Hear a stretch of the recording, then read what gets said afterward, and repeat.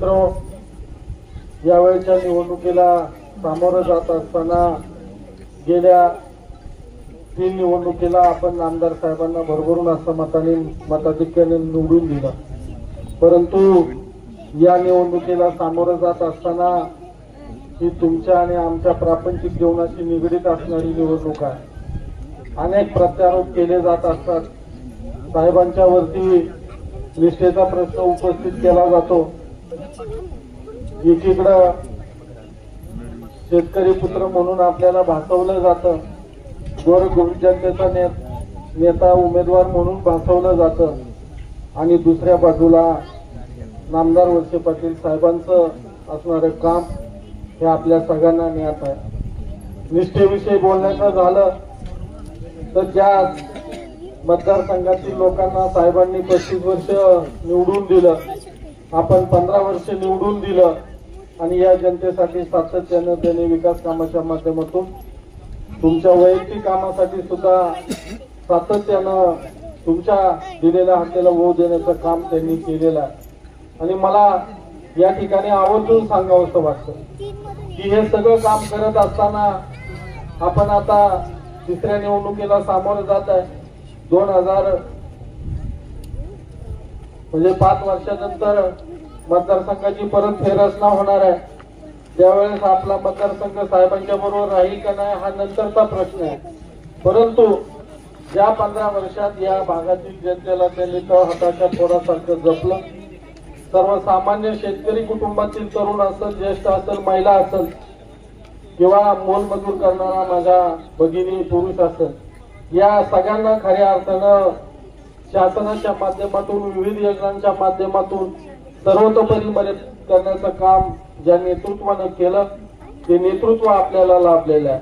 आणि अशा परिस्थितीमध्ये ह्या निवडणुकीला सामोरं जात असताना आजपर्यंत आपल्याकडं पाणी उपलब्ध मिळालं, रस्ते मिळाले, वीज मिळाली, सर्वांगीण शैक्षणिक दृष्ट्या, आरोग्यदृष्ट्या सर्व गोष्टीकडे विकास होत गेला.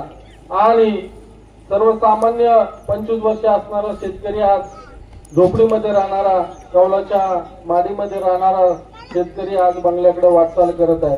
घरापुढे 4 चाकी येत आहे. या सगळ्या गोष्टी आपलं सर्वसामान्य अर्थार्जन सुधारत असताना खऱ्या अर्थानं जे परिवर्तन झालं, या परिवर्तनाचे खऱ्या अर्थाने शिल्पकार नामदार दिलीपरावजी वळसे पाटील साहेब आहे, हे मला या ठिकाणी आवर्जून सांगावंसं वाटतं. आणि म्हणून ही आगळीवेगळी निवडणुका काय आहे हे मला सांगत असताना खऱ्या अर्थानं ज्या जनतेनं साहेबांची पाठराखण केली, त्या जनतेसाठी साहेबांनी या निवडणुकीला एक वेगळा पवित्रा घेतला. तुम्हाला माहित आहे की तुमच्या आणि माझ्या सगळ्या शेतीचा प्रश्न हा पाण्यावरती आहे, आणि पाण्यासाठी उभा राहिलेला हा संघर्ष संपूर्ण राज्याला नेत असताना आपल्या भागातील सर्वसामान्य माणसाला सुद्धा माहिती असला पाहिजे. कदाचित तुम्हाला माहिती झालं असेल की या नगर जिल्ह्यातील, सोलापूर जिल्ह्यातले अनेक नेते मंडळी या आपल्या पाण्यावरती टपून बसलेल्या. लिंबे धरणाला बोगदा पाडून कुकडी प्रकल्पात येडगाव धरणात पाणी न्यायचं आणि कुकडी कॅनलद्वारे खाली कर्जत जामखेडला नेण्यासाठी त्यांनी घाट घातलेला आहे. टीव्हीवरती परवा रोहित पवारांनी मुलाखत देताना सांगितलं की बोगद्याचा प्रश्न मिटलेला आहे, त्याचा निर्णय झालेला आहे, आंबेगावकरांना विश्वासात घेऊन तो बोगद्याचं काम सुरू केले जाईल. परंतु मला या ठिकाणी आवर्जून सांगायचंय की तुमचा आणि माझा हा जीवन मरणाचा प्रश्न आहे, आणि हीच भूमिका घेऊन साहेबांनी खऱ्या अर्थानं तुमची माझी निष्ठा जपलेली आहे. एकीकडे पवार साहेबांची निष्ठा, दुसरीकडे ह्या जनतेची निष्ठा, या असाचा प्रश्न साहेबांच्या पुढे निर्माण झाला.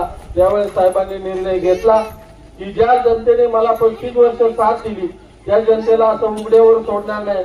खऱ्या अर्थाने जर त्यांचे प्रपंच वाचवायचे असेल, त्यांच्या पुढच्या पिढ्या चांगल्या स्थितीमध्ये जर वाढवायच्या असतील, तर त्यांना पाण्यासाठी बांधलं पाहिजे, त्यांच्या हक्काचं पाणी राहिलं पाहिजे. आणि म्हणून साहेबांनी या निवडणुकीला या सरकारमध्ये सामील होण्याचा निर्णय घेतला आणि आपला हक्काचं पाणी असण्यासाठी संघर्ष सुरू केला. साहेबांनी अनेक वेळा सांगितलं की उद्या पुढच्या कामांचे फक्त पाण्यासाठी संघर्ष राहील. उद्या गोळ्या झेलण्याची जरी वेळ आली, छातीवरती गोळ्या झेलण्याची वेळ आली, तरी या माझ्या शेतकरी बांधवांसाठी वाटेल ती किंमत मोजण्यासाठी मी सर्वतोपरी तयार आहे.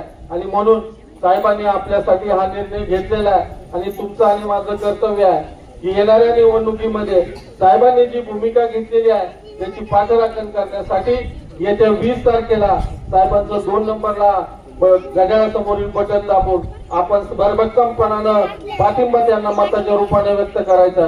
ज्या खाटापूर गावाने गेल्या 3 वेळा विक्रमी मतदानानं साहेबांना पाठिंबा व्यक्त केला, तीच भावना मनामध्ये प्रत्येक घेऊन माझ्या महिला भगिनी असतील, शेतकरी बांधव असतील, तरुण असतील, या सगळ्यांनी तीच भूमिका घेऊन या येणाऱ्या 20 तारखेला साहेबांना प्रचंड बहुमताने विजय करा अशी कळकळीची विनंती करतो आणि या ठिकाणी थांबतो।